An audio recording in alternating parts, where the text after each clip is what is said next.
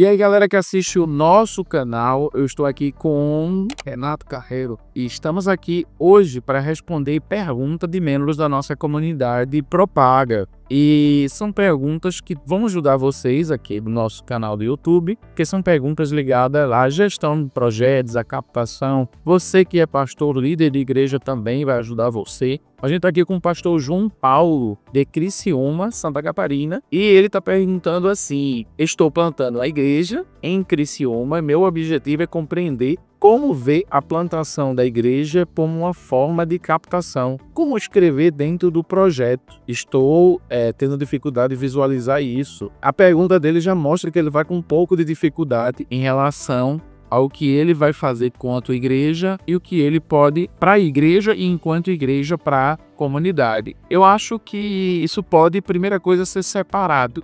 A plantação da igreja, ela pode inclusive acontecer derivada de um projeto. Porque quando você chega como igreja, você chega com a finalidade de pregação do evangelho, de falar da palavra de Deus. Mas quando você chega com um projeto social ou um projeto missionário, você chega para atender uma demanda da comunidade.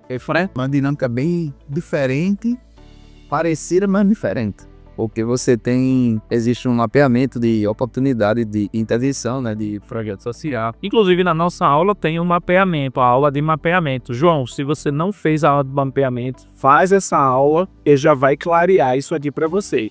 Já vai dar exatamente essa grande diferença entre essas duas atividades, né? Quanto projeto social e essa intervenção, esse mapeamento precisa estar alinhado também com questões da legislação, enfim, tem um monte de coisa que é exatamente do lado que é projeto social.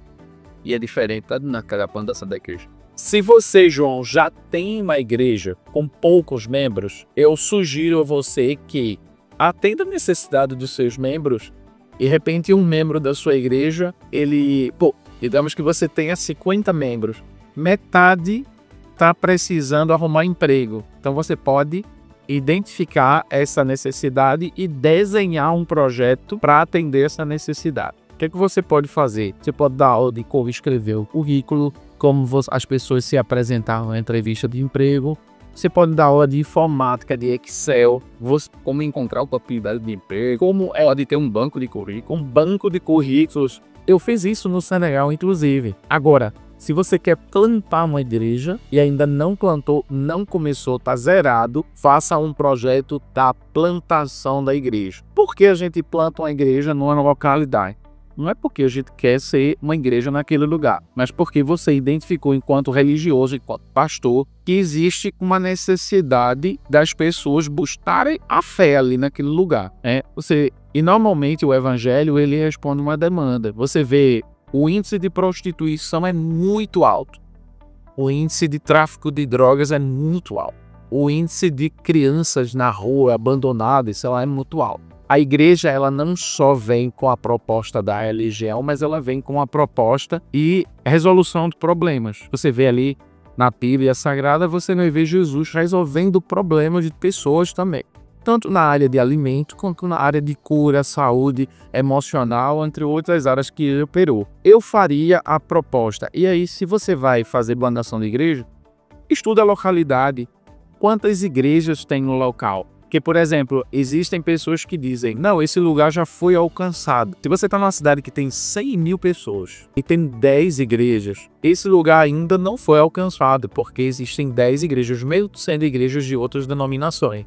Se você dividir 100 mil ou 10, você vai ver um número muito grande por igrejas. E, consequentemente, essa igreja não está dando conta.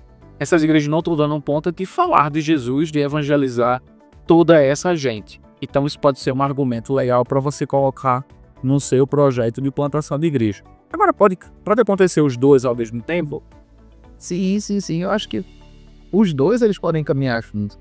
Como eu disse, são coisas até parecidas, mas com o que guia cada projeto, que é cada proposta, cada projeto separado. Exato. Bom, é só ter a clareza de o que é que está motivando cada uma dessas intervenções, o que é que vai ter o planejamento muito bem feito dos dois caminhos, né, que você se propõe a trilhar. E eu tenho um exemplo também, Carmite, um bairro aqui muito vulnerável aqui de Recife, que tem aproximadamente 13.000 habitantes. São 16 igrejas, contando a igreja católica, que sou irmão, mesmo, na mesma região praticamente. Só que se você for ver o número de membros que cada uma dessas igrejas tem, gira em torno de 50, 60. Isso seja pouquíssimas pessoas. As igrejas não estão alcançando de forma alguma. Você vê um volume de igrejas muito grandes, daria a dizer quase 1.000 pessoas para cada igreja, mas só é essa a realidade. Você tem 50, 60 pessoas por igreja, não dá 1.000 pessoas, somando todos os membros de todas as igrejas. É um bairro que precisa de muita intervenção, de muito trabalho.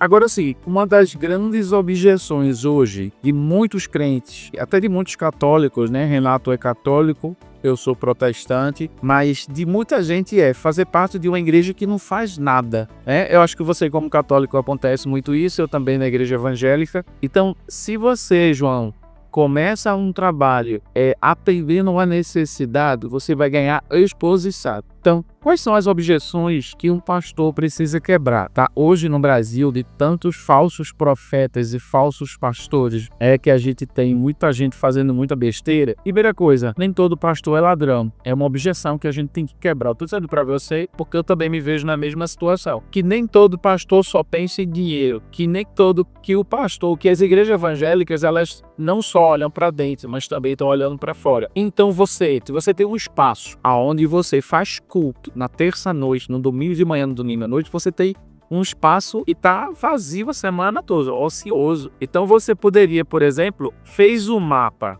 da formação, fez a árvore de solução do problema, você sabe o que você precisa resolver. Não fica pensando só, eu gostaria de dar aula sobre isso. Não. Você tem que dar aula, ensinar, entregar aquilo que a comunidade precisa. E começar, Cabine, como a gente fala muito, com o NVE, né? O projeto mínimo ali enviado. É a coisa que começa a acontecer e você escalonar depois. Então existe uma desejo, às vezes, de oferecer cursos de qualificação profissional. E a pessoa já pensa naquela estrutura, computadores, professores. Veja, se você monta um pequeno laboratório, pode ser 2 ou 3 computadores. Exatamente. Se você disponibiliza nesses computadores, já abre favorito lá dos computadores, salvo alguns sites, algumas plataformas que já oferecem cursos gratuitos, você já está tirando aquela pessoa do zero. Só vai fazer um curso na escola virtual Bradesco, vai fazer um curso nos lugares que são gratuitos, o CAD. Você já está oportunizando que ela consiga um certificado, ela vai ter um diploma, mas não é meu. Mas veja, nesse momento, a sua preocupação devia ser com o desenvolvimento daquela pessoa. Exato. E aí depois você pensa nessa questão associada a isso, você pensa na questão de como isso vai converter ou como isso vai acontecer para o seu projeto. Mas você pelo menos já...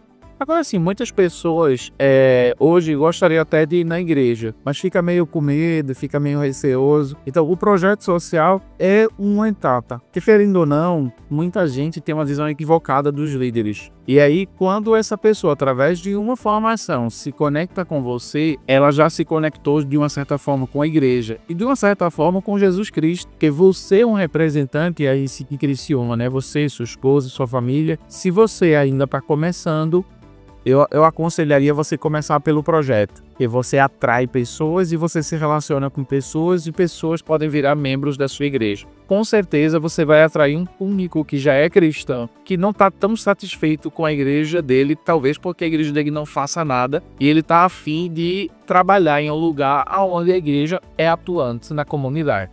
Igreja Bom Melaço. Exatamente. Então eu conheço igrejas que começaram na rua e hoje são igrejas com mais de 2.000 membros. Eu acho que as igrejas aqui de Recife têm sido um movimento muito forte. Sim, de igrejas que nem são tradicionais, mas estamos super lotadas porque as pessoas estão dizendo, não, eu quero fazer parte de um lugar que faça sentido, né? Que não tenha só a questão religiosa, né? Então, eu acho que essas duas coisas, ela pode, em projetos no papel, estar separadas, mas na execução, de repente, funcionar as duas juntas e favorecendo, dialogando uma com a outra. E é um movimento orgânico, cara. Não se preocupa até todo com estratégia.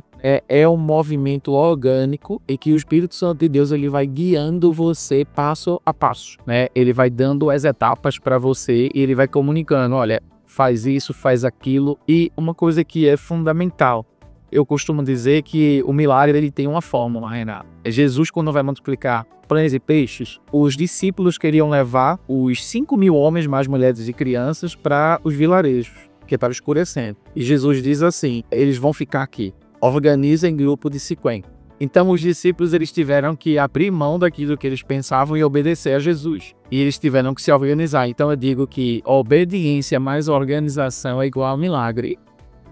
Porque quando eles obedeceram, mesmo não acreditando, e eles se organizaram, Jesus fez sair pães e peixes de um cesto com poucos pães e peixes. E alimentaram mais de 5.000 pessoas. Então assim, faz o que tem que fazer, escreve os projetos, obedece.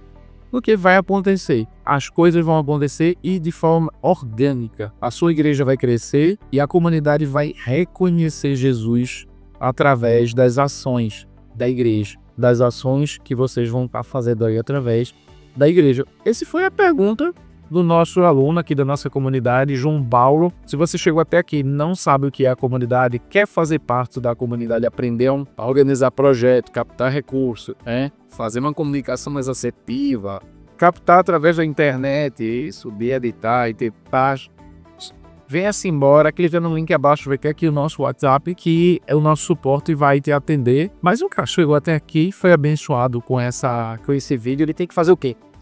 Primeiro, agora eu vou até mudar um pouquinho nosso roteiro. Agradece a Deus por ter tido essa oportunidade. Eu tô querendo de ir, apenas muito. E curte, compartilha. Tem aí um monte de gente precisando ouvir o que a gente tá compartilhando. Joga no grupo do WhatsApp, tem duas compartilhando. No grupo da igreja, tem pessoas que estão precisando escutar isso. Dessa informação agora. Pois é, então compartilha. Segue aqui o canal também, se inscreve para que você receba e ativa o sininho para poder receber as notificações sempre que tiver vídeo novo.